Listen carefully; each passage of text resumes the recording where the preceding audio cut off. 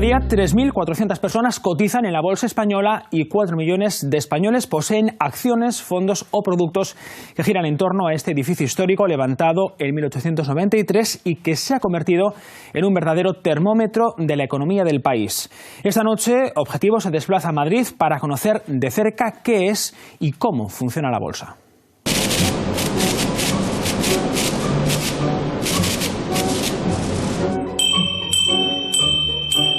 Es el mercado donde se compran y se venden las acciones de las principales empresas españolas. Yo creo que hay mucha gente de nuestro día a día cotidiana que sin ser ricos invierten en bolsa. Nadie tiene ni idea de si la bolsa va a subir, va a bajar, va a ir de lado o en círculo.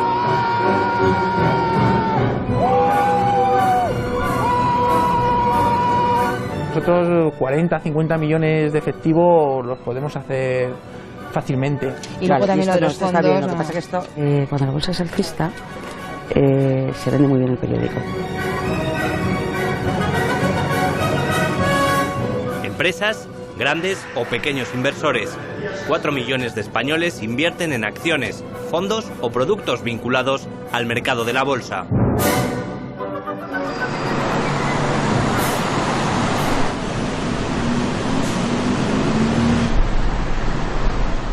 Junto a la diosa de la fortuna y cerca del Banco de España en Madrid está el Palacio de la Bolsa, más de 4.000 metros cuadrados levantados en 1893. Desde entonces, detrás de sus columnas y en la sala de cotizaciones se han hecho miles de operaciones. Ahora mismo estamos en el parqué. Se llama solamente a esta pequeña zona que tenemos aquí vallada, aunque luego el nombre es cierto que sí que se traslada, digamos, a todo el complejo de la sala. Pero se refiere solo a esta zona porque era una zona de acceso restringido donde solamente agentes de cambio y bolsa podían entrar. Se colocaban alrededor de estas mesas circulares, que son las llamadas corros, y de ahí surge el nombre de contratación por corros, y aquí es el lugar preciso donde desarrollaban aquella actividad de compra y venta de acciones. Pero de todo esto no queda nada, salvo la finalidad para la que se concibió este palacio: las operaciones comerciales entre empresas e inversores. Por eso, Mercurio, dios del comercio, está en cada rincón. Símbolos de finales del siglo XIX. Y también un ancla. Un ancla, un remo y un arpón. Esto quiere simbolizar también el auge del comercio marítimo en la época. Desde las 9 de la mañana hasta las 5:30 de la tarde, 3.400 empresas cotizan en la bolsa española. Una empresa sale a bolsa, pide dinero y a partir de ahí empieza a trabajar más. Otra cosa es que además el estar en bolsa le puede dar imagen, le puede dar una publicidad añadida, le puede dar más cosas, pero fundamentalmente el origen es la financiación, buscar financiación, no es otra.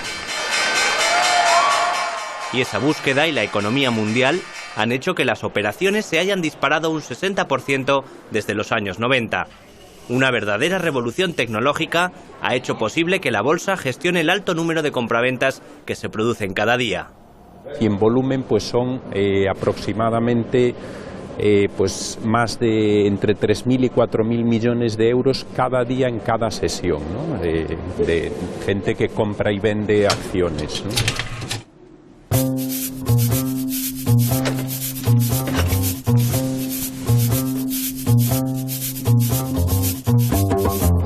Pantalla, esto es un teléfono. Tengo que mirar una cosa que me ha pedido un cliente, que tenemos una posición aquí en una empresa brasileña. De las operaciones se ocupan las agencias de valores, como en la que trabaja Tito. Él es un intermediario o broker, y eso le obliga a estar pendiente del teléfono, de internet y de varias pantallas con gráficos y datos en constante evolución. Vivimos un poquito a merced del mercado, entonces a veces el mercado da señales de compra o da señales de venta porque sale una noticia, porque ocurre algo que es significativo, y entonces de repente de no hacer nada, de repente todo se convierte en una auténtica locura, ¿no? Empiezan todos los teléfonos a sonar, empiezas a operar muchísimo, porque la gente se suele mover mucho por impulsos, ¿no? En este mercado se mueve por flujo. Pues podemos poner el Brent y ver su evolución gráfica, ¿no? Cómo ha ido evolucionando el Brent, las materias primas que nos han traído muy de cabeza, sobre todo este primer principio del año, han estado cayendo mucho, el Brent ha estado recuperando hasta los $33,72 barril. está un poquito... Invertir en bolsa permite ser socio de personalidades como Amancio Ortega, César Alierta o Ana Patricia Botín, aunque cada uno a su nivel. Parte de ese dinero que gana la empresa lo va a distribuir entre sus accionistas. Seas accionista principal y tengas el 50%, o seas un pequeño accionista con un 0,000, lo que sea, el porcentaje de dividendo que te va a pagar es el mismo. Cuanto más participaremos de la gestión, cuanto más porcentaje de capital de esa empresa tengamos. Si solo tenemos una acción, pues participaremos poco, pero participamos. Pero, ¿por qué ha crecido el interés de los inversores en época de crisis o inestabilidad? Yo me doy cuenta en mi día a día por la cantidad de gente que me pregunta, de mi barrio, por ejemplo, vecinas, señoras mayores que me dicen, tengo acciones de Telefónica o tengo acciones de Santander.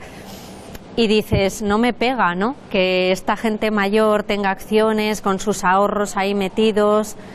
Hay muchísima gente que invierte en bolsa porque da una rentabilidad en las acciones que no te las da un depósito de un banco.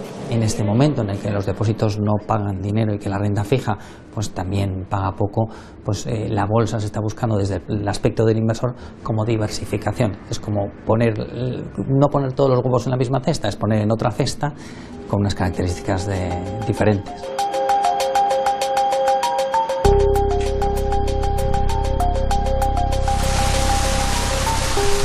Los bancos están buscando en sus clientes esa diversificación y lo hacen en forma de fondos de inversión. Por ejemplo, esta entidad ofrece más de un centenar de productos diferentes en los que hay invertidos a día de hoy 13.000 millones de euros de inversores aragoneses. Estas cifras sitúan a Aragón en el mapa económico europeo. Nuestra renta per cápita es casi de 25.000 euros anuales, un 11% superior a la media española.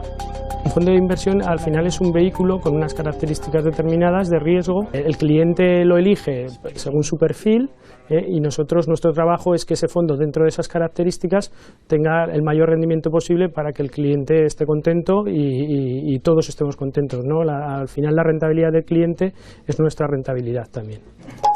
Para lograr esa rentabilidad, todos los expertos recomiendan el largo plazo, porque dicen nadie se hace rico en la bolsa en un día. A corto plazo es emocional y a largo plazo suele tener un comportamiento más racional. Y lejos de lo que pueda creerse, también hay quien hace negocio cuando cae la bolsa. Al final, cuando la bolsa cae, hay muchísima gente que apuesta por ello y gana dinero, ¿no?